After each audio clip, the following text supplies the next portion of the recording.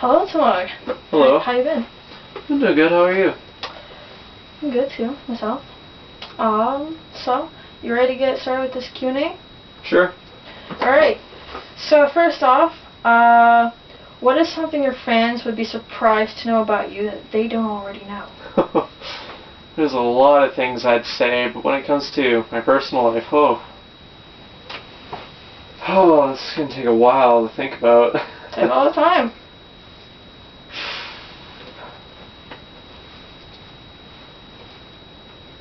I'd like to think I'm pretty open with my fans on most things when it comes to my hobbies and interests. Mm-hmm. I don't know, I guess my early childhood I used to love building puzzles. I still do from time to time. I was really into puzzles. I actually am considering picking up one of the Lego themed puzzles, hopefully. Oh, nice. Yeah. Okay. Do you remember the first Lego set you bought? Bought or received? Well, bought, but received works too. Okay. Preferably the first question, yeah. Okay, so bought, it'd probably be, I'm racking my brain here, a Lego Ninjago 2014 set. I'm racking my brain here because I bought a lot of 2014 sets. I'm just trying to figure out which specific Ninjago one I got first. I want to say it was the Hover Hunter. It was like retail for $15 Canadian. As for received, it was a Lego Star Wars T-16 Jedi Shuttle. I think it was a 2012 set. Oh, nice. Alright, when did your interest or love for Lego start, and at what age? Oh, I don't know what age, but I remember seeing the commercials for the Lego Atlantis TV show, like the commercials for that, and I was always wondering, hey, Lego's looking pretty cool. I want to get into this. I never actually ended up getting any of the Atlantis sets. I do own one polybag, but that's like, I only received that like 2 years ago, but still. I think it started from there, and then I started researching it, and next thing you know, I just fell in love with it. You know, they had really cool themes, and I guess the one theme besides Star Wars that I truly fell in love with was Ninjago, and it kind of went from there. Alright, what was your first big Lego set that you bought or received as a kid? Again, I want to say the T-16 Jedi Shuttle, and then from there it was the Ninjoid Mech Dragon, I'd probably say. So, yeah. Wow. Okay.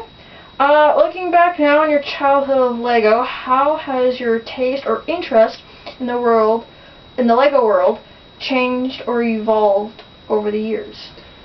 I think at first I used to always be glad to receive a Lego set because I was under the influence that Lego's not for me, like it just wasn't allowed to have it because there's so many tiny pieces, which is true because you can lose those kind of pieces, but for me it's just really cool to put them together, and it's just, nowadays I do appreciate the builds. I try and look towards the ones that look cool and get the ones that are cool, and I always try and look for, is it worth the money you're paying, because it's not coming out of my pocket rather than as a gift.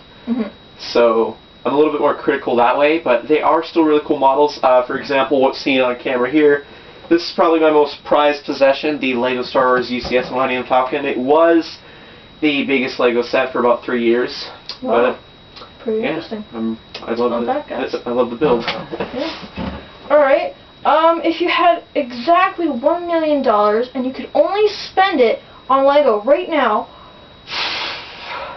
and you had the space and room, what sets or minifigures would you buy? Would you possibly buy right now? Oh, to nail it down, I want to complete my Ninjago 2014 collection. I'm only like 3 sets away from completing that collection. Probably knock out all the other Ninjago sets on my wish list, which is not that many. You'd think there'd be a lot more, but there's like maybe 5 other sets that are not from 2014.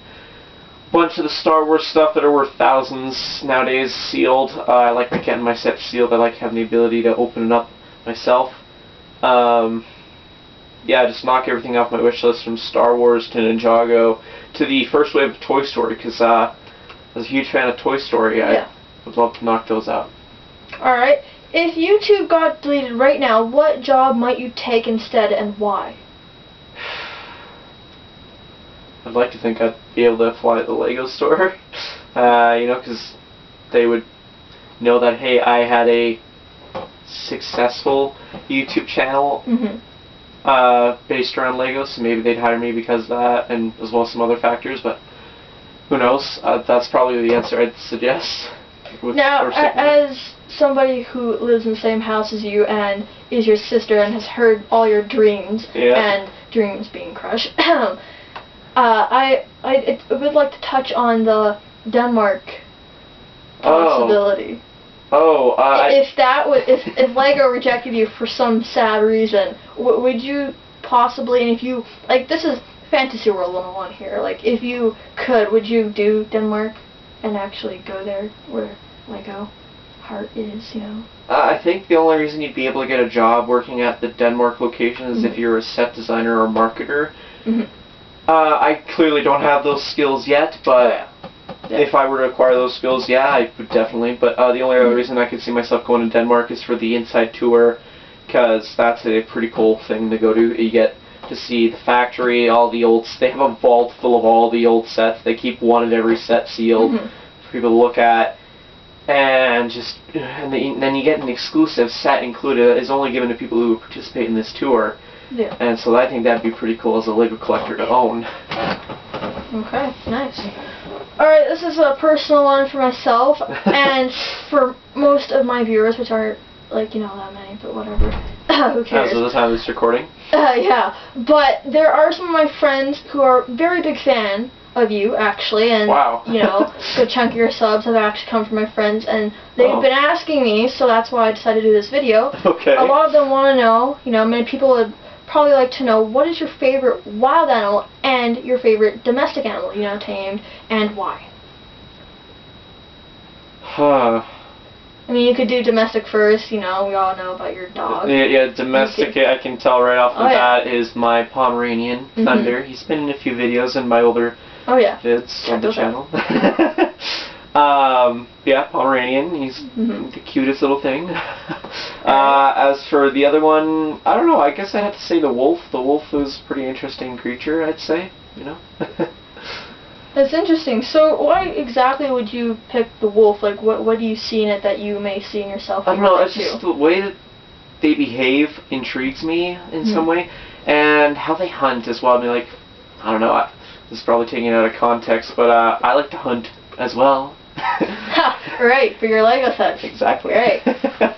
Yeah. Alright, so with that, it was really great doing this interview with you. I mean, I could have done it any time, but during this worldly thing that we're all in together with, there's so many things I could do and so many things I can't do.